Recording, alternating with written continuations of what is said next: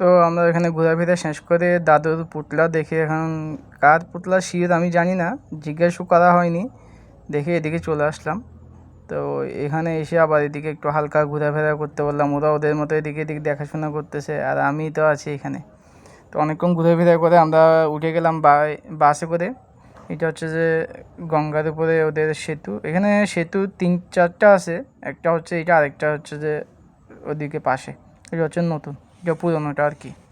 তো পুরোনোটা কিন্তু অনেক মজবুত। যাই হোক, আমরা সেতু দিয়ে এখন ঘুরে ঘুরে বাসায় যাব।